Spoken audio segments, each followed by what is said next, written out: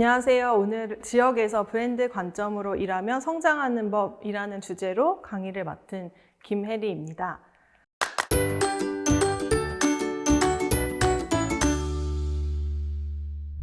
오늘 저는 세 가지 이야기를 좀 들려드리려고 하는데요. 첫 번째는 지역을 브랜드 관점으로 바라보고 재해석하는 법. 그리고 두 번째는 지역 안에서 나를 하나의 브랜드로 바라보는 법. 그리고 나만의 방향성으로 일을 만들어갈 수 있는 법. 이 세 가지를 이야기를 들려드리려고 합니다.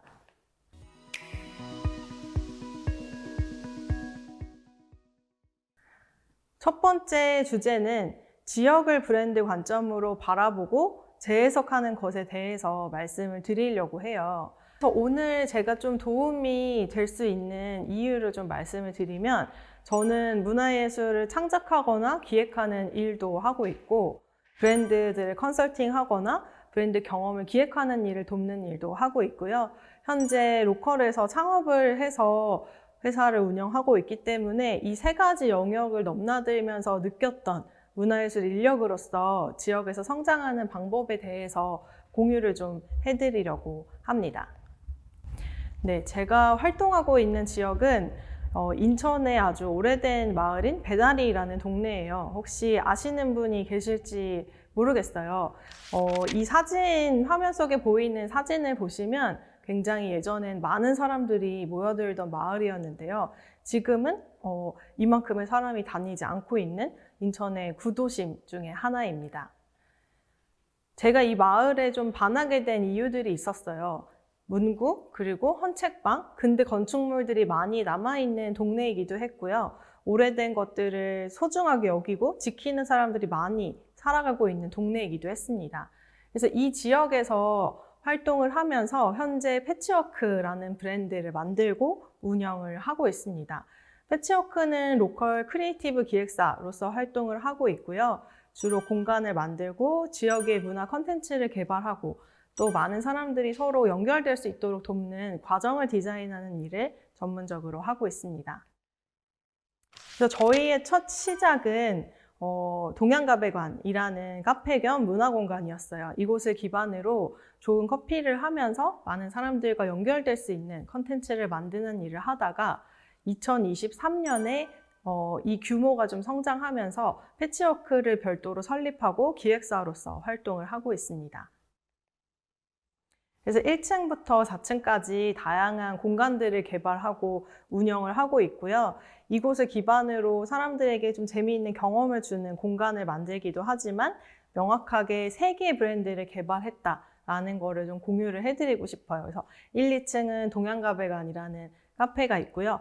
3층은 프린트아웃이라는 이름으로 많은 창작자들이 모여들어서 작업하고 워크숍이 벌어지는 독특한 공간입니다. 그리고 4층은 코너룸이라는 이름으로 자기만의 세계에 이제 진입하고 싶은 사람들이 혼자만의 시간을 가질 수 있도록 예약제 작업실로도 빌려드리고 있고, 또 책이나 문구들을 경험하실 수도 있는 경험 공간으로 운영을 하고 있습니다. 그리고 저희가 이 지역을 기반으로 몇 년 동안 굉장히 다양한 로컬 기반 콘텐츠들을 만드는 일을 진행을 했었어요. 그리고 2023년에는 언노운 북 페스티벌이라는 지역 기반의 축제를 기획해서 많은 사람들을 지역으로 모으는 역할을 하기도 했습니다. 저희가 이렇게 많은 콘텐츠들을 진행하면서 오셨던 분들에게 받았던 리뷰들이 좀 인상적이어서 공유를 몇 가지 해드리려고 해요. 축제 기간에 맞춰서 한국으로 오는 일정을 잡았다는 분도 계셨고요. 또 광주라든지 부산이라든지 먼 곳에서 오셔서 저희가 진행하는 컨텐츠들을 보러 오시는 분들도 있었어요. 그래서 이런 것들이 너무 신기하게 느껴졌습니다. 사실은 많이 알려진 지역이 아니기도 한데 왜 사람들은 2~3시간씩 걸려서 또는 외국에서도 일부러 오는 걸까? 이런 부분들이 좀 궁금해졌었는데요. 저희가 언노운 북 페스티벌이라는 축제를 진행했을 때 받았던 리뷰 중에 이런 이야기가 있었습니다.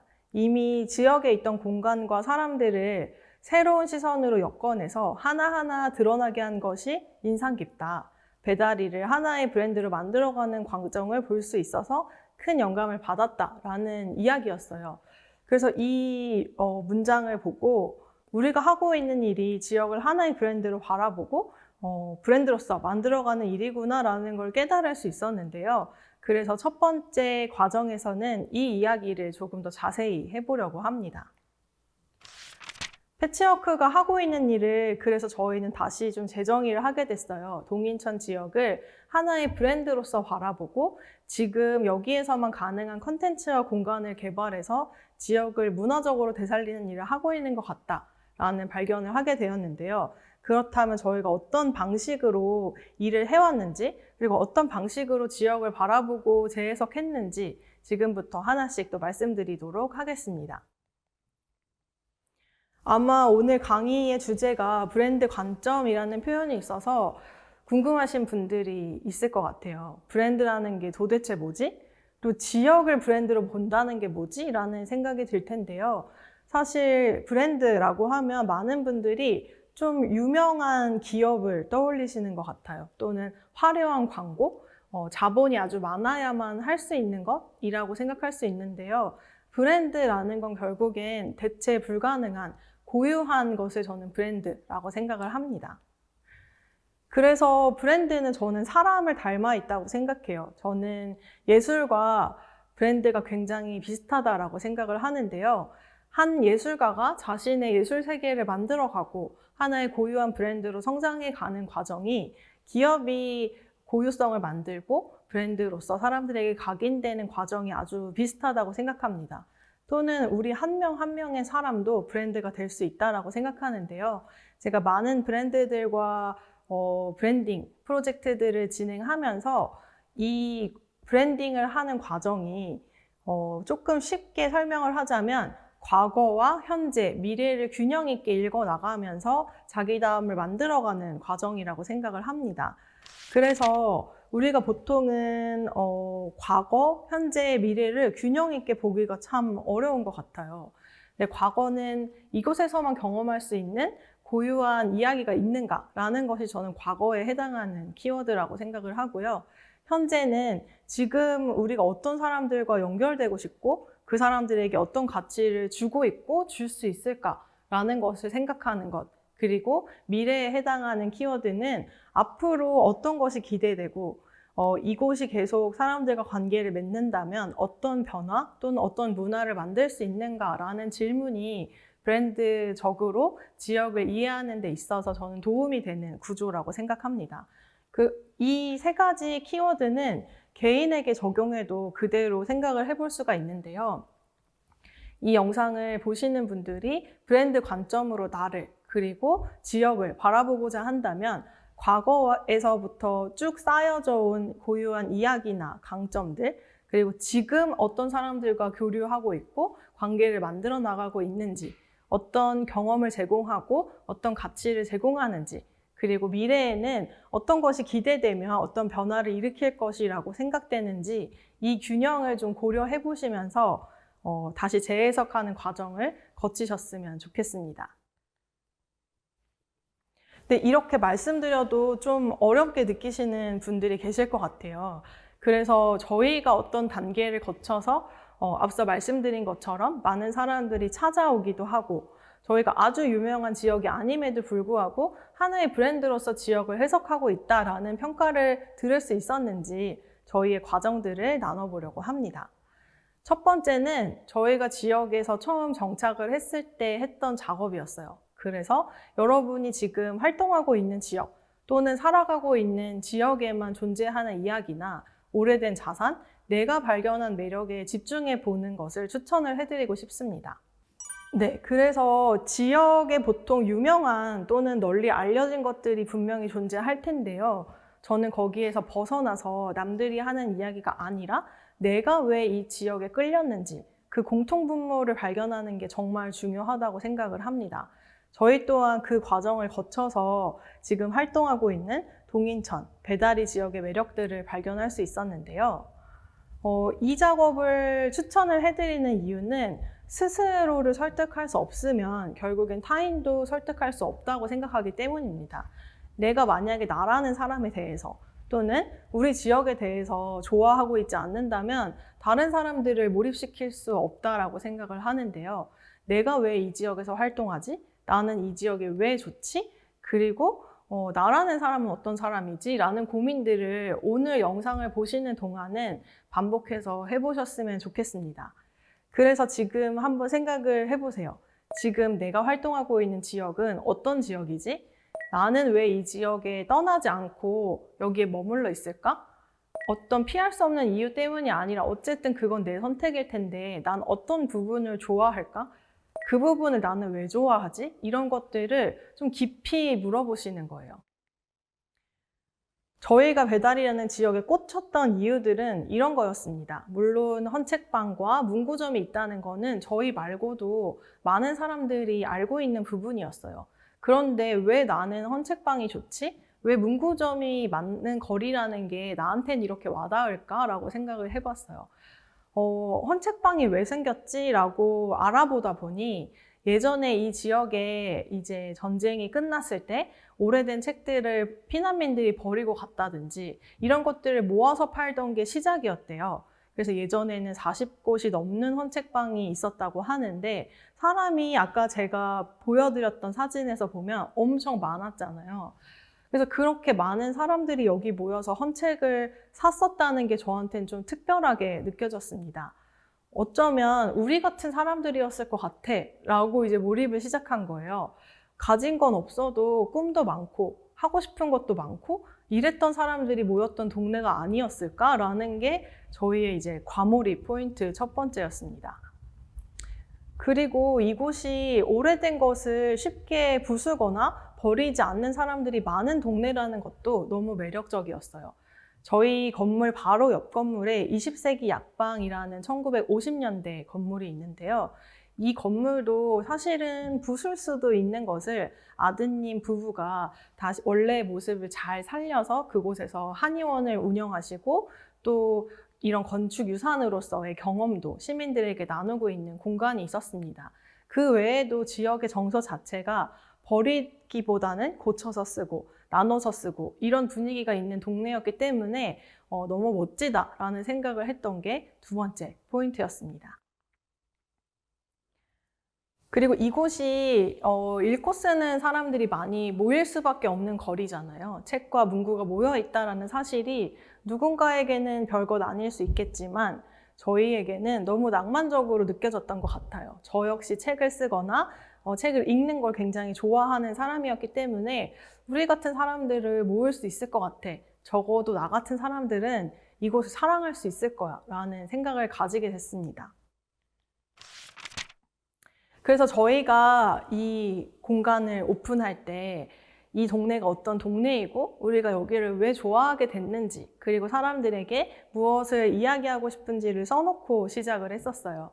그래서 저희 공간을 통해서 이 지역에서 사시던 분들도 지역을 다르게 바라보게 되기도 하고 이 지역을 전혀 몰랐던 분들도 저희를 통해서 지역을 경험하기 시작했습니다. 어쩌면 이 지역에는 저는 제가 꽂힌 부분에만 집중해 있었기 때문에 잘 몰랐지만 지역에서 이야기하는 이 지역의 한계점들도 분명히 존재했었어요. 어르신들이 굉장히 많이 사는 고령화된 동네이기도 했고 낡고 오래된 동네라는 인식도 있었습니다. 근데 저희는 이 부분을 좀 다르게 해석하려고 했어요.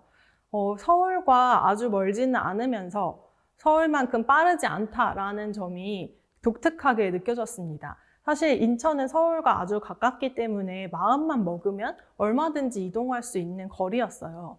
그래서 나에게 집중할 수 있는 이 적당한 속도감이 되게 특징적인 부분이라고 생각해서 저희는 이것을 첫 번째 매력으로 가져갔습니다. 그리고 두 번째로 헌책이나 문구점이나 근대 이런 건축 유산들이 있는 아주 독특한 것들이 많이 모여있는 동네였지만 사실은 젊은 사람들이 좋아할 만한 컨텐츠화된 것은 많이 없었어요. 이 부분을 아쉽다라고 얘기하는 분들도 있었는데 저는 기획을 하는 사람이고 우리는 무언가를 만들고 싶은 사람들이었기 때문에 오히려 이런 문화 인력들에게는 가능성으로 다가왔습니다. 재료가 되게 많네? 내가 할 수 있는 것들이 많네라는 생각이 들어서 이것 또한 보물창고 같은 동네로서 재정의를 해보았고요. 또 마지막으로는 이 동네에 나 동료를 만나고 싶은데 누군가를 만나기가 어려워라고 하는 인식들이 분명히 존재했었어요. 하지만 그럼에도 자세히 들여다보면 10년 동안 마을에서 연극 축제를 진행해왔던 15분 연극제나 인천의 이야기를 매거진으로 만드는 인천 스펙타클이라는 팀, 이렇게 기존의 커뮤니티를 가지고 있는 팀들이 존재했습니다. 그래서 이들과 연결될 수 있다는 것, 아주 사람이 많지 않더라도 뚝심 있게 자기 작업을 이어온 사람들이 있다는 것은 굉장히 좋은 커뮤니티 자산이라고 생각을 했었고요. 그래서 저희는 이 세 가지 포인트를 중심으로 이 지역의 가능성을 새롭게 해석하고 이 부분을 사람들에게 많이 전달하고자 했던 것 같습니다. 그래서 이런 과정에서 아마 느끼셨겠지만 적어도 나만큼은 내가 발견한 그 포인트에 열광하고 좀 감동할 수 있어야 한다고 생각해요. 그래서 여러분도 좀 내가 살고 있는 나를 둘러싼 지역들을 당연하게 여겼거나 그렇게 특별하게 보이지 않았었다면 오늘부터 좀 다른 시선으로 지역을 바라보시고 여기는 사실은 이런 동네이지 않을까? 사실은 이런 매력이 있지 않을까? 이런 포인트 너무 재미있지 않아? 라고 의미부여를 하는 작업을 시작을 해보셨으면 좋겠습니다. 제가 예전에 좀 재미있는 이야기를 들은 적이 있었는데요. 굉장히 성공한 스타트업의 좀 옛날의 사연들을 들어보면 창업자가 굉장히 흥분하면서 이야기를 했다라는 기록이 많이 남아 있다고 해요.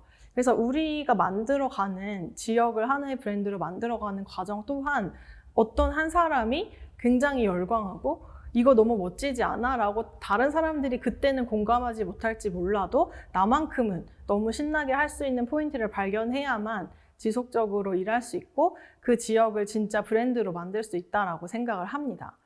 네, 그래서 첫 번째로는 이렇게 지역을 하나의 브랜드로 바라보고 재해석하는 법에 대해서 좀 말씀을 드렸는데요. 오늘 영상을 보시면서 이 부분을 한번 생각을 해보셨으면 좋겠습니다. 네, 이렇게 내가 감동했던 것들, 그리고 열광하는 것들이 발견했다면 그것을 바탕으로 사실은 하나의 브랜드를 만들어가고 우리가 지역 안에서 생존하기 위해서는 현실적인 구상도 필요합니다. 그래서 제가 브랜드의 세 가지 키워드를 이야기할 때 관계라는 키워드도 두 번째로 말씀을 드렸었는데요. 두 번째로는 지역에 초대하고 싶은 사람들, 그리고 우리를 좋아해 줄 가능성이 높은 사람들을 아주 구체적으로 그려보시는 게 필요합니다. 그리고 내가 또는 이 지역에서 줄 수 있는 건 뭐지? 라는 것을 조금은 냉정하게 파악을 해보는 거예요. 이미 우리가 만났던 사람들을 세세하게 관찰하거나 인터뷰하는 방법을 추천을 좀 해드리고 싶습니다. 보통 브랜드의 타겟, 우리와 연결될 사람들을 생각하는 과정에서는 어디서 본 듯한 2030, 여성 이런 식으로 표현하시는 경우들이 많은데요. 저는 아주 구체적인 인물을 머릿속에 그릴 수 있을 만큼 떠올려야 한다고 생각합니다. 단 한 사람에서 시작해도 좋고요.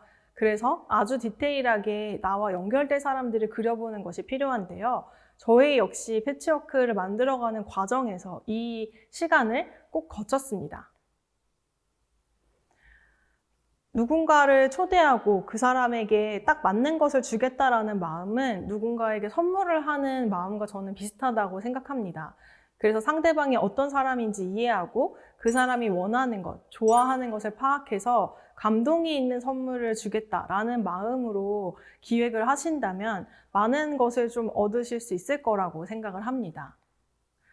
그래서 저희가 했던 방법을 좀 공유를 해드리려고 해요. 어려운 방법이 아니기 때문에 영상을 보시는 분들도 충분히 시도해 보실 수 있는 방법이라고 생각을 하는데요. 저희는 기존에 저희 공간을 운영하면서 만났던 사람들을 다시 한번 떠올리고 분류를 해보고 인터뷰를 하고 그들이 원하는 게 무엇인지 파악하는 과정을 거쳤습니다. 그래서 첫 번째 그룹은 좀 엉뚱한 걸 만들고 싶은 크리에이터들이 많이 온다는 사실을 발견했어요. 이 사람들은 좀 독립적으로 일하는 사람들도 많았고 또 어떤 공간이나 시간에 얽매이지 않고 자기다움을 표현하면서 살고 싶은 예술가 또는 크리에이터 그룹이 많았습니다. 그리고 또 한 그룹은 인천을 기반으로 활동하는 인천의 이야기를 전하거나 인천의 고유한 공간들을 만들어가고 있는 문화기획자 그룹들과도 많이 저희는 연결이 되고 있었고요. 또 다른 그룹으로는 자기만의 이야기를 꺼내고 표현하고 싶지만 어떤 방법으로 해야 할지 몰라 어려워하는, 저희가 예비 크리에이터라고 이름을 붙였지만 꼭 직업적으로 크리에이터가 아니더라도 무언가를 표현하고 싶어 하는 사람들이 저희 공간을 많이 좋아해주는 경향이 있었습니다.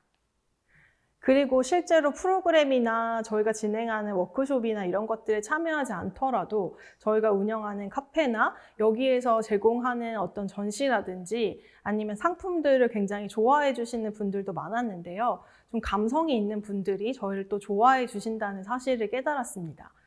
그래서 이런 식으로 제가 빠르게 좀 보여드리긴 했지만 우리가 이미 만났던 사람들을 좀 구체적으로 탐구하는 것부터 시작하시는 걸 추천을 해드리고요. 그래서 어떤 사람들이 우리를 좋아하지? 이 지역까지 오는 사람들은 어떤 속성을 가지고 있지? 그 사람들의 공통점은 뭐지? 사실 그 사람들이 진짜 원하는 건 뭐였을까라고 이번에도 역시나 내가 왜 이 지역을 좋아하는지 꼬치꼬치 캐물었던 것처럼 이 사람들은 왜 여기서 살고 있을까? 왜 여기서 올까? 왜 우리가 하는 일에 찾아올까? 라고 하는 그 욕구들을 아주 디테일하게 살펴보시는 거예요. 그렇게 살펴보다 보면 공통된 특징들을 발견을 하게 됩니다. 저희 역시 앞에서 많은 그룹들, 많은 사람들을 보여드렸지만 공통된 키워드들을 뽑아보니 이런 특징이 있었어요. 굉장히 자유롭게 독립적으로 일하는 사람들이기도 했지만 동료가 필요하다거나 새로운 방식을 실험하거나 새로운 방식으로 일하려고 하다 보니 외로움을 느낀다거나 힌트가 필요하다거나 이런 공통점들이 발견이 됐습니다. 그래서 저희는 이렇게 연결되고 싶은 사람들에게 이름을 붙여줬어요. 저는 이름을 붙이는 게 정말 중요하다고 생각하는데요. 꼭 이렇게 제가 쓴 방식으로 영어로 표현하지 않아도 괜찮지만 이 사람들을 어떤 이름으로 부를 수 있을까? 나는 누구를 위해서 일할까? 이 지역은 어떤 사람들이 많이 모이는 지역일까? 라고 하는 공통점을 나만의 언어로 정의를 해보는 거예요. 그럼 신기하게 역사적인 이야기나 이런 지역이 있습니다. 뭐 먹을거리가 이런 게 있어요. 라고 소개하는 방식이 아닌 제가 생각하기에 이 지역은 이런 매력이 있어요. 이런 사람들이 많이 모이더라고요. 그래서 그 사람들한테 우린 이런 걸 줄 수 있을 것 같아요. 라고 얘기했을 때 훨씬 사람들은 흥미를 가지고 이 지역을 훨씬 더 매력적으로 느끼는 경향이 있었습니다. 그래서 이렇게 저희가 연결되고 싶은 사람들을 구체적으로 정의하고 나니까 고민이 시작됐어요. 그럼 이 사람들에게 우리는 정확하게 뭘 주고 있을까? 또는 뭘 줄 수 있을까라는 부분들을 고민하기 시작했는데요. 저희가 정리해본 내용은 이런 것들이었습니다. 이런 식으로도 일하고 살 수도 있구나 라는 영감을 주는 공간들, 그래서 저희가 개발한 공간들은 이렇게 새로운 방식으로 일하고 싶거나 살고 싶은 사람들에게 영감을 줄 수 있는 컨텐츠들이 많이 준비가 되어 있었고요. 그 공간들을 보면서 사람들이 많이 하는 말도 영감이 된다라는 말이었습니다. 그리고 자기 이야기를 꺼내거나 표현하거나 엉뚱한 것을 시도해 볼 수 있도록 돕는 도구라든지 프로그램들이 많이 진행을 하고 있었어요. 그래서 이런 부분들을 우린 더 색깔을 살려서 해봐야겠다라고 생각을 하게 됐어요. 마치 배달일을 이런 일을 실험하는 사람들이 아지트처럼 이 사람들이 모여들어서 작당을 하는 실험장처럼 만들어 보는 거야 라고 생각을 하게 됐습니다. 그래서 여러분도 보시면서 이런 아이디어들을 좀 발견해 보셨으면 좋겠어요. 우리 지역을 나는 어떻게 정의하고 싶은지, 그리고 어떤 사람들을 초대하고 싶고 그 사람들한테 이런 게 있다 또는 이런 걸 줄 수 있어 라고 약속할 수 있을지 이 부분들을 들으시면서 떠올려 보시면 좋겠습니다. 그래서 이렇게 떠올리고 나면 실제로 구체적인 컨텐츠로 그것을 제안하는 과정들이 필요한데요.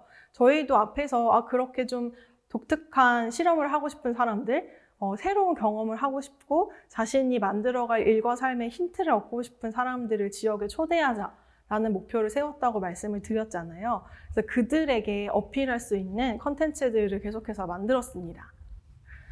사실 이런 모든 과정들은 정답이 한 번에 짠 나오는 게 아니기 때문에 여러분의 머릿속에 이야기를 들으면서 지금 몇 가지 가설들이 떠올랐을 거예요. 듣고 보니까 우리 지역은 이런 특성이 있는 것 같은데? 이런 사람들이 좋아할 것 같은데? 이런 걸 해보면 어떨까? 라는 아이디어가 떠올랐다면 일단 해보셔야 됩니다. 그게 맞을지 맞지 않을지는 해보기 전까지는 모르고요. 한 번을 해서 검증되는 것도 아니기 때문에 그 아이디어들을 작게 실행해보고 그것들을 내가 스스로 확인하면서 계속해서 내 생각이 맞았는지 틀렸는지 또는 또 다른 아이디어를 얻을 수 있는 기회가 될 수도 있으니까요. 꼭 실행을 작더라도 계속해서 해보셨으면 좋겠습니다. 저희도 비슷한 과정들을 거칠 수밖에 없었어요. 처음부터 완성된 결과물을 내놓는다는 건 사실 불가능합니다. 그래서 많은 분들이 저에게 질문을 주시는 게 실패하는 게 너무 두려운데 어떻게 시작해야 될까요? 저는 돈이 없는데 뭐부터 해야 될까요? 이제 지역에서 어떤 자금을 모을 수 있는 방법이 있을까요? 이런 질문들을 해주시는 분들이 좀 많은 편이었어요. 그런데 사실은 우리는 그렇게 넉넉하게 시작할 수 없기 때문에 내가 처한 현실에서, 내가 있는 지역에서 나만이 할 수 있는 걸 조금씩 해보는 방법밖에 없다고 생각합니다. 그래서 저는 오히려 작은 기획을 하나씩 쌓아 올려서 그것에 누적으로 승부를 하자라는 생각을 좀 가지고 있습니다. 그래서 여러분 역시 저희의 작업들을 보면서 그런 영감을 얻으실 수 있었으면 좋겠습니다. 그래서 저희가 했던 작업 중에 하나는 인천의 이야기를 매거진과 다양한 컨텐츠로 만드는 인천 스펙타클이라는 팀과 인천의 이야기를 맛으로 표현해보면 어떨까라고 해서 인천음미라는 프로젝트를 진행한 적이 있었어요. 그렇게 큰 규모의 행사도 아니었고요. 몇몇의 지역 사람들을 모아서 직접 이걸 맛보는 이벤트를 진행을 했었는데요. 예상외로 이 사진 속에 보이는 저희가 서해갯벌 스무디라는 음료를 개발했는데 너무 많은 사랑을 받으면서 시그니처 음료로 등록을 하게 됐습니다. 그래서 여전히 공간에 오시면 맛볼 수 있는 음료가 되었고요. 그래서 이런 소소한 작업들부터 저희 1층의 공간의 한쪽을 비워서 저희가 책과 문구의 거리잖아요. 그래서 좀 다른 문구 경험을 주면 어떨까라는 생각으로 태국 문방구라는 책과 협업을 해서 소장각이라는 출판사와 함께 태국 문방구 속의 이야기와 실제 태국 문구를 경험하는 이런 프로젝트를 진행하기도 했습니다. 그리고 책이 많은 거리이다 보니 나만의 책을 만드는 경험도 해보면 좋겠다라는 생각이 들어서 종이를 자르고 오리고 굉장히 아날로그한 방식으로 만드는 진이라는 장르를 저희가 국내에 소개하고 또 만드는 프로젝트를 굉장히 오랫동안 진행을 하고 있고요. 지역에 있는 헌책방과 연계해서 헌책방과 잘 어울리는 크리에이터들을 매칭하고 이 크리에이터들이 발견한 헌책과 헌책방의 매력을 소개하는 헌책 큐레이션 전시를 진행하기도 했습니다. 그리고 일러스트레이터들과 함께 지역에서 재료를 수집하고 그 재료로 아트워크를 만들어 전시를 한다거나 상품화하는 프로젝트를 진행하기도 했고요. 또는 지역에서 성장한 로컬 아키비스트와 함께 지역을 돌아다니면서 그 추억 속 장소들 또는 일반적으로 이 지역을 잘 모르는 사람들은 알 수 없는 그런 로컬의 이야기들을 들려드리는 투어 프로그램을 진행하기도 했습니다. 그래서 이 모든 기획들은 제가 한 번에 말씀드리니까 한 번에 일어난 것 같지만 사실 천천히 하나씩 해나가면서 하나 할 때마다 또 다른 아이디어를 얻어서 두 번째 것을 해보고 두 번째 것을 하면서 얻은 아이디어로 세 번째 것을 하고 이런 순서로 진행을 했다고 보시면 좋을 것 같습니다. 그래서 이렇게 지역을 하나의 브랜드로 만들어가는 과정은 우리가 일반적으로 생각하는 것처럼 많은 자본을 들여서 유명 브랜드에서 하는 것처럼 한 번에 빵 하고 보여줄 수 있는 건 아니라고 생각해요. 계속해서 이 지역과 어울리는 사람들을 초대하고 그 사람들에게 좋은 경험을 선물하고 그 경험들이 쌓이고 쌓이면 지역을 하나의 브랜드로서 인식하는 사람들이 늘어나게 된다라고 생각을 합니다. 그래서 제가 앞에서도 어떤 사람들을 초대할 것인지를 많이 고민해 보라고 말씀을 드렸었는데요. 브랜드를 만드는 과정을 초대장을 쓰는 과정이라고 생각을 해보시면 재미있을 것 같아요.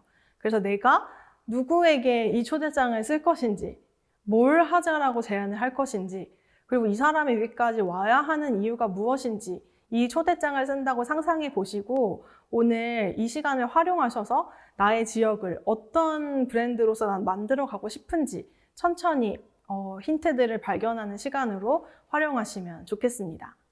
네, 그래서 지금까지 들려드린 이야기는 지역을 하나의 브랜드로 만들어가는 과정에 대해서 들려드렸고요. 그 다음 이야기로 또 넘어가 보도록 하겠습니다.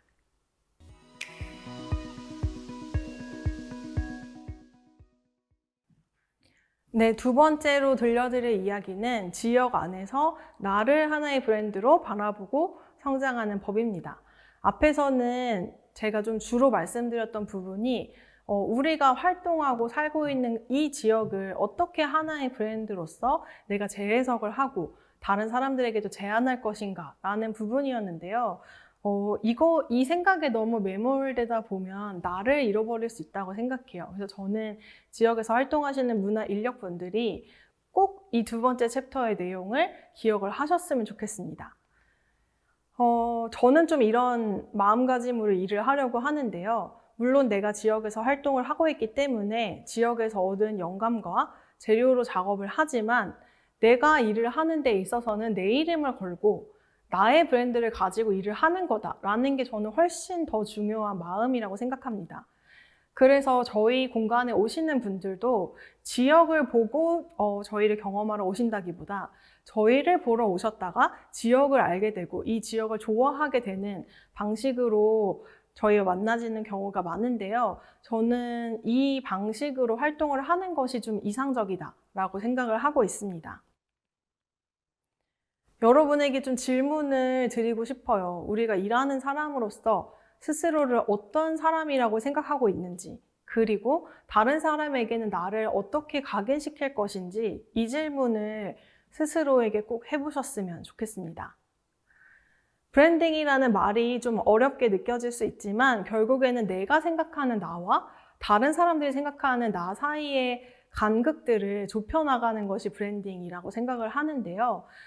사실 나는 인터뷰를 정말 잘하는 사람이야. 난 다른 사람들보다 섬세해. 이런 내용들을 나만 알고 있다면 다른 사람들이 그걸 알아봐주고 그거에 맞는 일을 주기는 어려울 거라고 생각을 해요. 그리고 나 스스로도 내가 어떤 욕구를 가지고 있는지 모른다면 그것을 다른 사람에게 드러내기도 어렵다라고 생각을 합니다. 그래서 여러분이 지역 안에 있는 사람, 그 지역 사람으로서 나를 생각하기보다 이 지역에서 활동하는 나는 어떤 일을 하는 사람이고 어떤 모습으로서 사람들에게 알려지고 싶은가를 고민해 보시면 좋겠습니다. 그러려면 자기 자신을 좀 객관화하는 작업이 필요한데요. 브랜딩의 시작은 내가 이미 가지고 있는 게 무엇인지를 새롭게 발견하는 거라고 생각해요. 그래서 앞서 지역을 하나의 브랜드로 보는 과정에서도 제가 계속 말씀드렸던 것이 이 지역에 뭐가 있는지, 나는 어떤 점을 좋아하는지 찾아보라고 말씀을 드렸었는데요. 내가 나를 하나의 브랜드로 보는 과정도 똑같다고 생각합니다. 나는 어떤 역사가 있는 사람이지? 나에게는 어떤 경험이 있지? 나의 장점은 뭐지? 난 뭘 좋아하고 뭘 싫어하지? 라는 것들을 정말 디테일하게 살펴보는 거예요. 그리고 우리는 자꾸 완벽해지려고 노력을 합니다. 부족한 부분들을 공부를 해서 채우려고 하고 아쉬운 부분들을 더 잘해야 한다고 채찍질을 하기도 하는데요.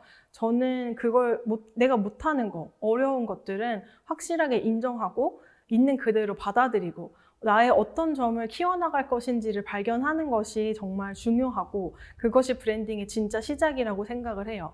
보통 브랜딩을 한다고 하면 사람들은 멋지게 프로필 사진을 찍는다거나 사람들에게 화려하게 보여주는 것을 생각하지만 진짜 내가 어떤 모양의 사람인지를 스스로 이해하는 것부터가 시작이라고 생각합니다.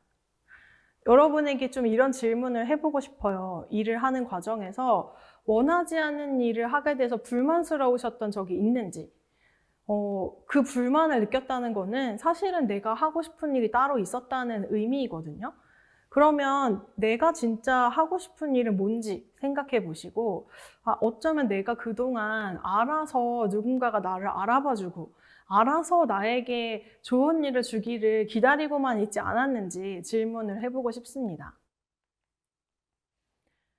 여러분은 이런 일 있으면 저랑 같이 해요 라고 말하고 싶은 종류의 일이 있으신가요?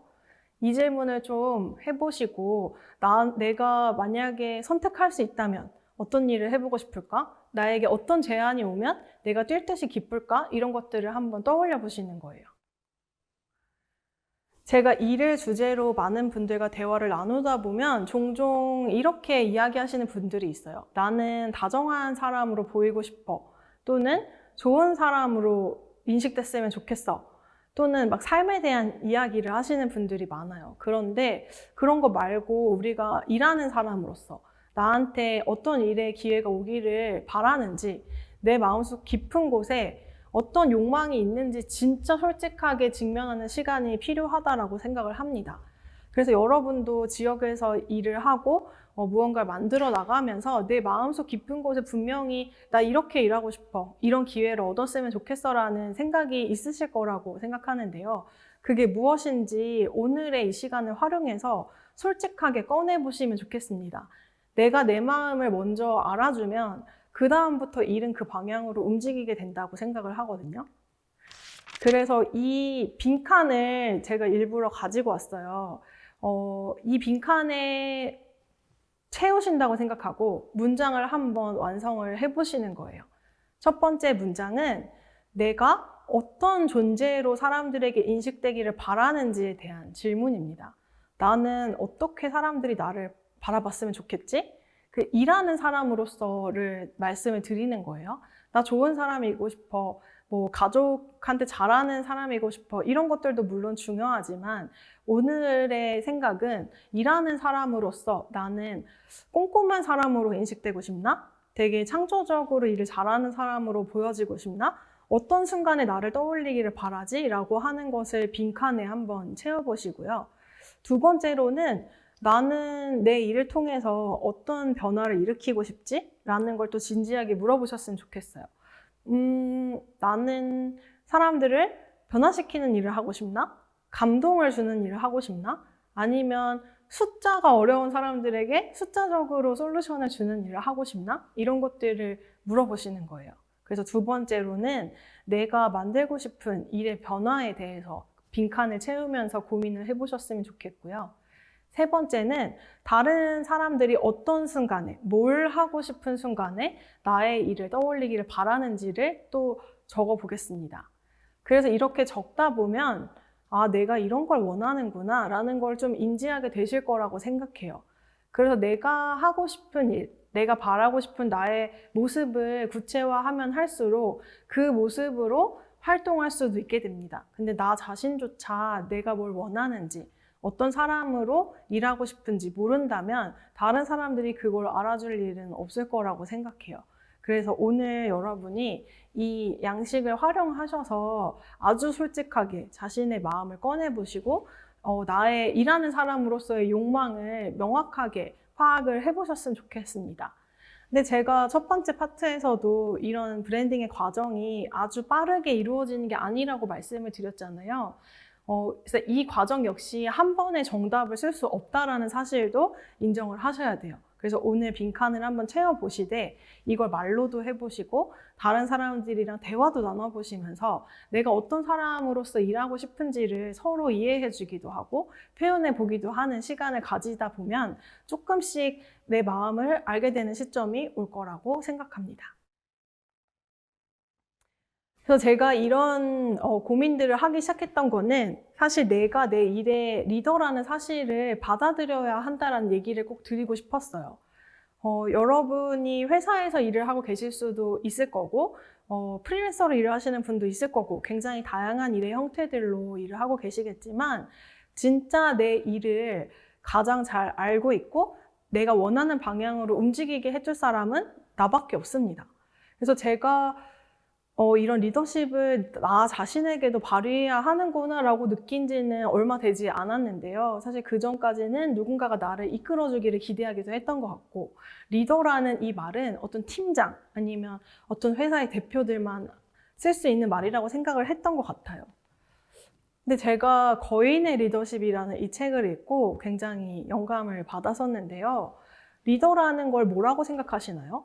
어떤 단체의 장을 떠올리시는지, 뭔가 권력이 있는 사람이 리더라고 생각하시는지, 우리 머릿속에 있는 리더의 이미지가 어떨지 모르겠지만 이 책에서는 리더의 역할에 대해서 정의를 하는데요. 그 중에 일부를 제가 가지고 왔습니다. 첫 번째로는 목표를 관리하는 사람이라는 거예요. 그래서 리더는 분명한 방향을 제시해주고 이거를 달성할 수 있도록 지원해주는 사람이다 라는 이야기가 있었고요. 두 번째로는 어떤 방식으로 일해야 하는지 일하는 환경을 만드는 것이 리더의 일이다 라고 이야기가 되어 있는데요. 저는 이거를 나 자신에게 적용을 해보고 싶어졌어요. 내가 어디로 나아가야 하는지 분명한 방향을 제시해주고 내가 어떤 원칙으로 일할지, 어떤 환경에서 일할지를 결정해주는 것이 나 자신이라고 생각을 해보신다면 이 문장들이 좀 다르게 보일 거라고 생각합니다. 사실 우리가 꾸는 꿈들은 굉장히 큰 경우가 많아요. 제가 지역에 이런 문화기획 강의를 가거나 지역의 문화인력분들을 만나보면 이 부분을 너무 많이 고민하시는 거예요. 저는 하고 싶은 거는 명확한데 그걸 어떻게 할 수 있을지 모르겠어요 라고 해서 들어보면 꿈이 엄청 큰 경우가 많아요. 우리 지역에서 제일 큰 축제를 하고 싶어. 아니면 나는 문화예술로 세상을 변화시키고 싶어. 이런 원대한 꿈을 이야기하는데요.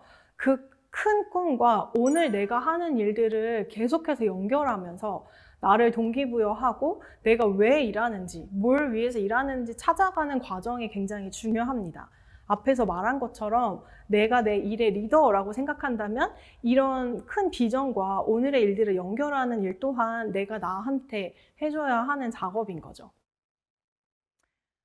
여러분은 큰 꿈을 꾸면서 오늘의 일은 어떻게 하고 있는지 제가 좀 물어보고 싶은데요. 이런 질문을 해보신 적 있으신가요? 나는 왜 일하지? 난 뭘 위해서 일하지? 오늘 내가 무슨 일 했더라? 그 일을 어떤 방식으로 했지? 이런 것들을 떠올려 보면 생각보다 우리는 오늘의 일을 별로 생각하지 않는다는 걸 알 수 있습니다. 나 이런 것도 하고 싶어. 나중엔 이렇게 되지 않을까? 이런 걸 꿈꾸지만 오늘의 일은 너무 초라한 경우가 많거든요. 쓰레기통을 비웠다거나 아니면 굉장히 소소한 회의록을 썼다거나 이 일이 진짜 내 일이라고 받아들이기가 어려운 거죠. 하지만 오늘의 일을 어떤 태도로 하는지 관찰해보고 그게 내가 궁극적으로 원하는 큰 꿈과 어떻게 연결되는지를 계속해서 확인해 보는 것이 저는 일하는 사람으로서 굉장히 필요한 자세라고 생각을 하는데요. 오늘부터 여러분은 매일 내가 하는 일들을 한번 관찰해 보셨으면 좋겠어요. 나는 어떤 태도로 일하지? 나는 일을 어떤 식으로 처리하지? 이런 것들을 관찰을 해보는 거를 말씀을 드리고 싶은데요. 내가 어떤 식으로 일하는지 알게 되면 나답게 일하는 것을 상대방에게 제안할 수도 있게 됩니다. 그래서 우리가 원하는 것들을 먼 미래와 오늘을 어떻게 연결하지 어려워하시는 분들은 이 과정들을 꼭 해보셨으면 좋겠어요. 그래서 결국에는 나라는 사람의 방식으로 그 꿈도 이루어 나가게 되거든요. 그래서 내가 이런 식으로 일하는 걸 좋아하는구나. 나는 이렇게 일을 풀어가는 사람이구나 라는 게 좀 명확하게 정리되면 어떤 일의 순간에 이렇게 해보면 어떨까요? 라고 역으로 제안할 수도 있게 되고요. 그러면 일을 주도한다라는 감각도 가질 수 있게 됩니다. 저의 경우에는 제가 지금도 이렇게 강의를 진행을 하고 있잖아요.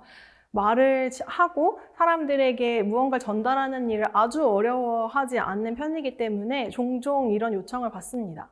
혜리님 행사 진행 좀 해주실 수 있나요? 라는 요청을 많이 받아요. 그리고 사실 행사를 진행한 적도 많습니다. 근데 제가 행사를 그냥 진행해달라고 하면 별로 내키지 않는 거예요. 그래서 왜 그런지 생각해 보니 제가 기존에 행사를 진행했던 경우들도 사실은 겉으로 보면 똑같이 행사 진행으로 누군가에겐 보이겠지만 저만의 이유들이 있었어요. 새로운 방식으로 일하는 사람들과 같이 진행할 수 있다거나 제가 정말 좋아하고 지지하는 작가의 철학을 전달할 수 있다거나 제가 직접 기획한 컨텐츠의 현장이어서 진행을 했다거나 하는 경우들이었습니다. 그래서 제가 행사 진행을 요청한 분에게 물어봤어요. 이거를 왜 저에게 요청하실까요? 혹시 이게 어떤 행사고 저희가 필요하다고 생각한 이유는 뭘까요? 라고 물어보니 이런 부분들이 나오는 거예요. 오히려 단순히 행사 진행이 필요했다기보다 새로운 시도를 하고 있는 상황에서 그걸 어떻게 기획해야 할지 모르겠다. 그리고 늘 해왔던 합평하는 방식을 바꾸고 싶은데 그 부분이 어렵다라는 부분이었습니다. 그래서 제가 역으로 이때는 그냥 행사 진행자가 아니라 그러면 새로운 시도가 필요한 상황에서 이런 기획들을 잘 할 수 있도록 도와드리는 일종의 기획 디렉터 역할을 하겠다라고 제안을 드렸습니다. 그리고 그거의 일환으로 행사 진행까지도 같이 진행을 했는데요. 이런 방식으로 내가 원하는 방식, 내가 잘할 수 있는 방식, 내가 하고 싶은 역할을 제안을 할 수도 있다라는 사례로서 저의 일 경험을 말씀을 드렸고요. 이렇게 두 번째 파트에서 이걸 길게 말씀드린 이유는 우리가 지역 문화 인력이라고 해서 꼭 반드시 그 지역에 속한 사람으로서 나를 정의할 필요는 없다. 오히려 나라는 사람의 특성이나 나의 욕망, 내가 하고 싶은 일, 잘하는 일이나 좋아하는 일을 중심으로 나라는 사람을 하나의 브랜드로 만들고 그것과 지역을 연결하는 것이 저는 조금 더 지속 가능하게 일할 수 있는 방법이라고 생각합니다. 그래서 두 번째로는 나를 브랜드로 보는 법에 대해서 말씀을 해드렸고요. 이제 세 번째 장으로 넘어가도록 하겠습니다.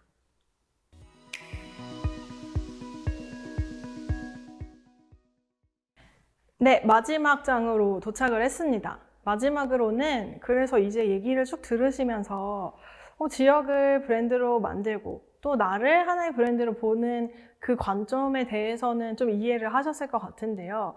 근데 그래서 어떻게 해야 돼? 뭐부터 시작해야 돼? 라는 생각을 하실 수 있을 것 같아요. 그래서 마지막 장에서는 여러분이 조금 더 내가 일을 하는데 적용할 수 있는 회고 방식들을 알려드리려고 합니다.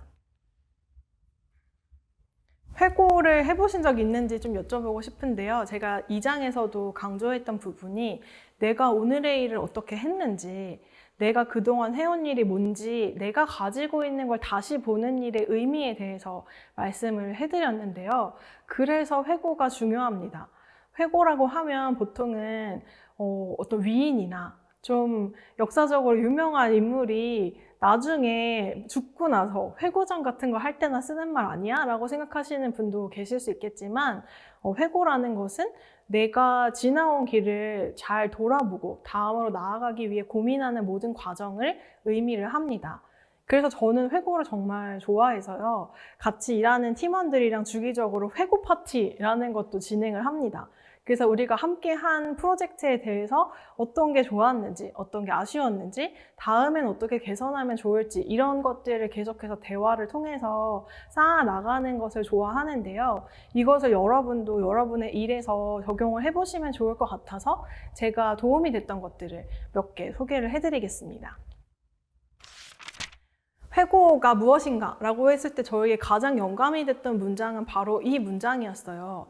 회고라는 거는 되돌아보고 평가하고 숙고한다.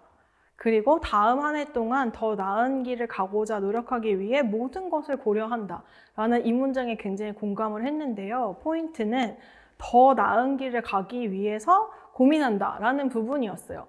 그래서 결국 회고라는 거는 과거를 돌아보는 데 있는 게 아니라 앞으로 더 잘 나아가기 위해서 돌아보는 것이 회고라고 생각을 합니다.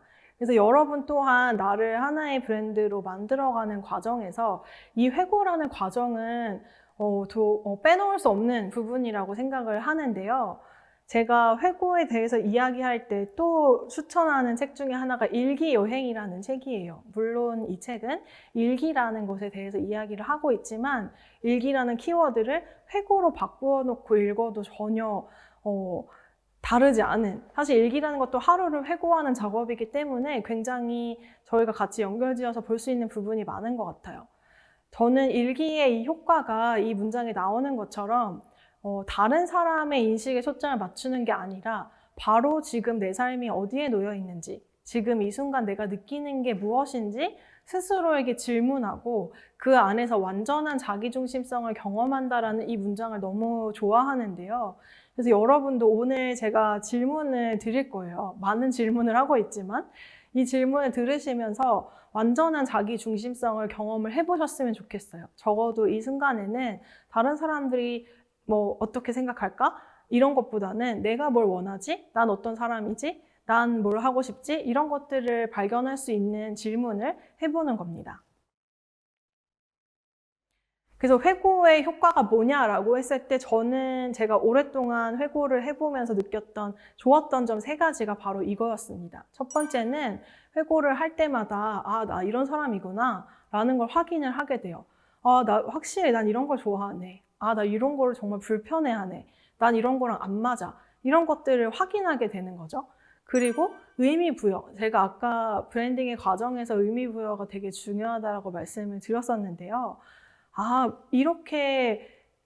이런 시간은 이런 의미였네.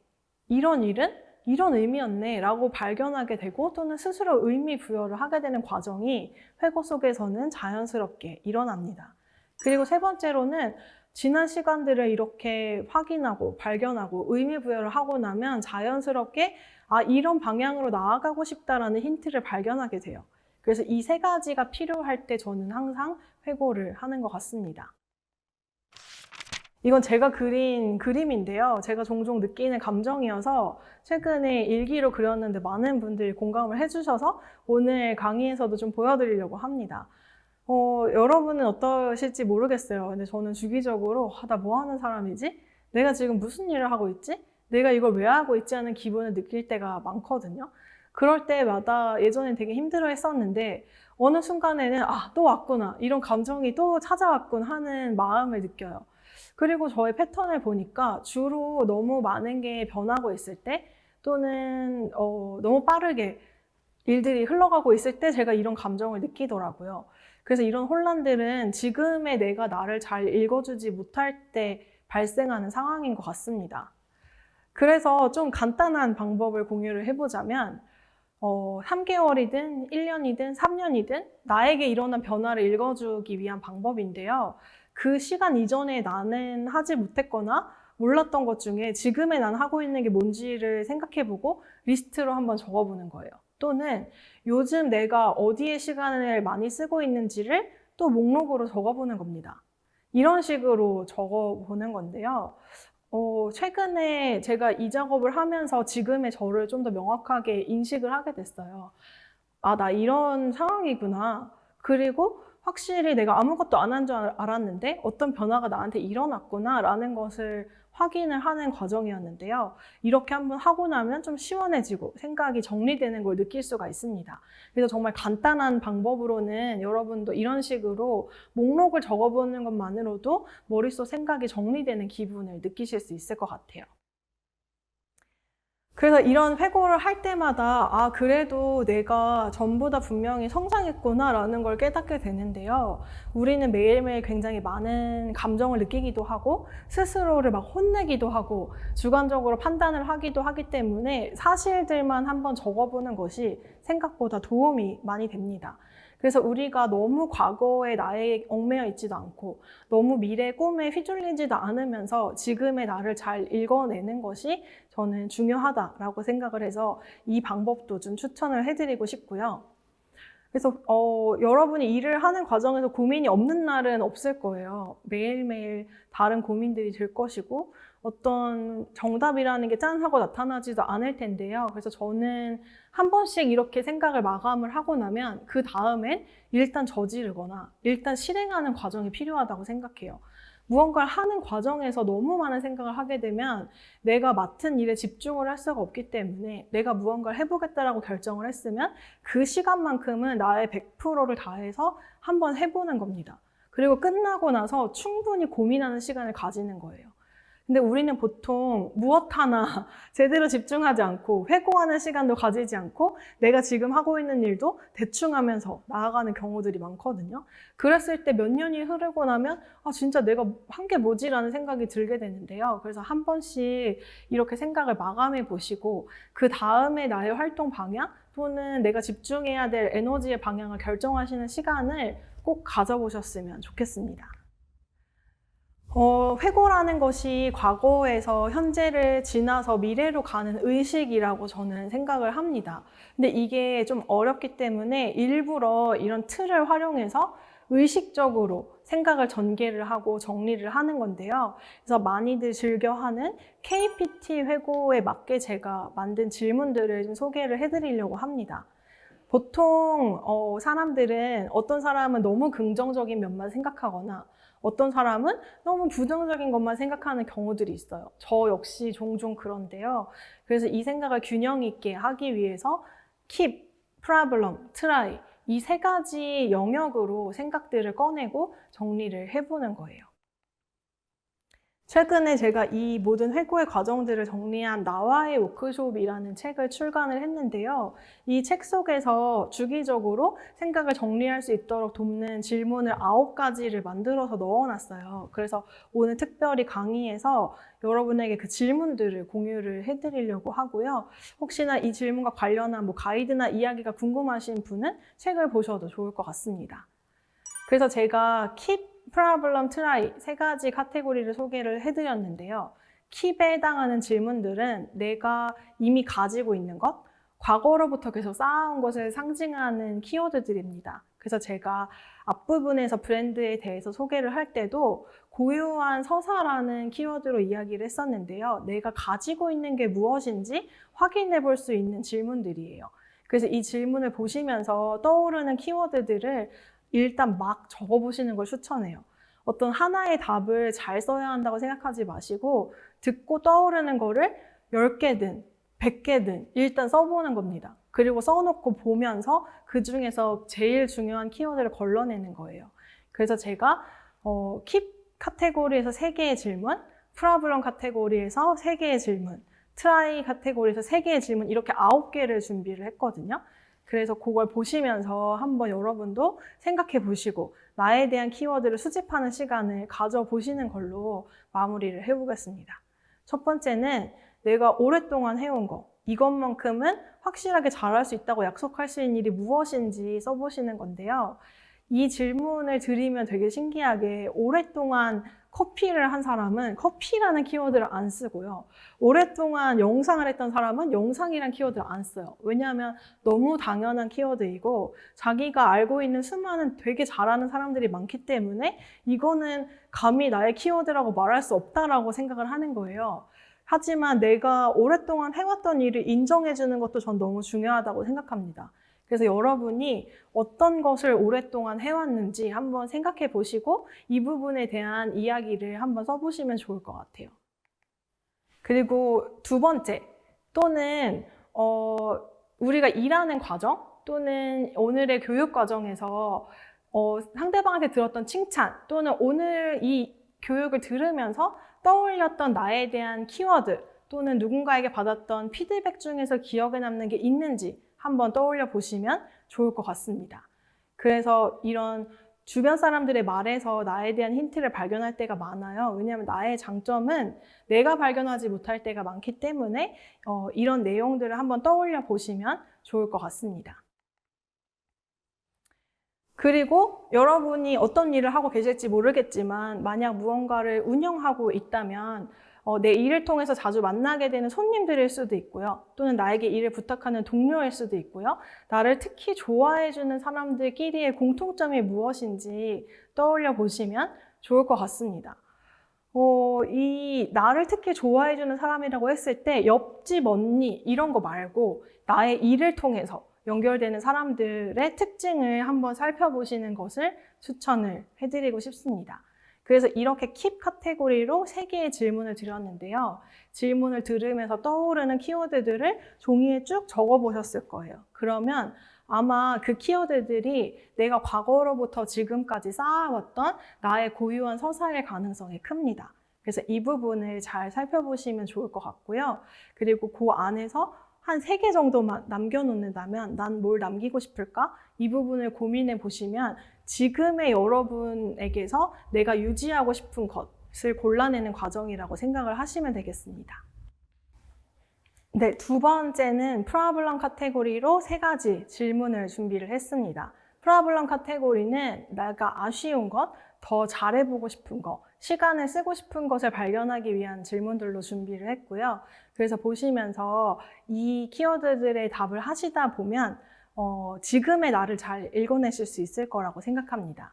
그래서 첫 번째 질문은 내가 지금까지 해왔던 일들 중에서 더 잘해보고 싶은 일, 시간을 더 많이 쓰고 싶은 일이 무엇인지 생각해 보시는 게 첫 번째 질문입니다.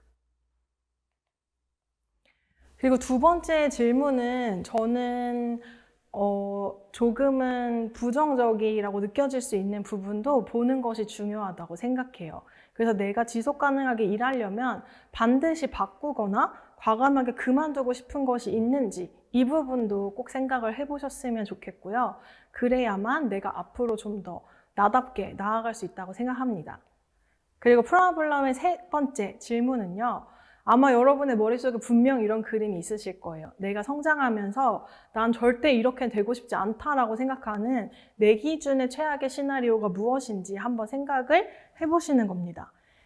재미있게도 워크숍을 같이 하다 보면 이 최악의 시나리오가 사람마다 다르다는 것을 알 수 있는데요.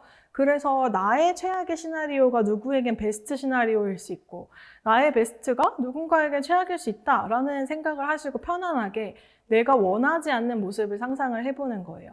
내가 되고 싶은 모습에 대해서는 우리는 많이 생각하지만 내가 원하지 않는 모습을 생각하고 역으로 그렇게 되지 않기 위해서는 어떤 선택을 해야 하는지 고민해 보는 것이 도움이 되기 때문에 이 질문까지도 소개를 해드렸습니다. 네, 이제 마지막 질문을 드리려고 합니다. 트라이 카테고리의 질문들인데요. 이 질문들은 좀 미래의 나를 생각하게 하는 질문들이에요. 그래서 자연스럽게 오늘 들으시면서 나의 과거부터 그리고 지금의 나의 마음들 그리고 미래의 나의 꿈까지 균형 있게 생각해보는 시간이 되셨으면 좋겠습니다. 그래서 마지막 트라이 카테고리의 첫 번째 질문은 앞으로 내가 새롭게 시도해보고 싶은 일, 상상만으로도 설레는 일에 대해서 한번 써보는 거예요. 좀 허무맹랑해도 좋고요. 현실적인 가능성을 생각하지 않고 한번 써보셨으면 좋겠습니다. 그리고 두 번째는 5년 또는 10년이 흘렀다고 상상을 해보는 거예요. 그때도 내가 하고 있는 일에서 변하지 않기를 기대하는 점이 있다면 무엇인지, 시간이 지나도 나는 이것만큼은 잃어버리고 싶지 않다라고 생각하는 내가 소중하게 생각하는 가치가 무엇인지 적어보는 겁니다.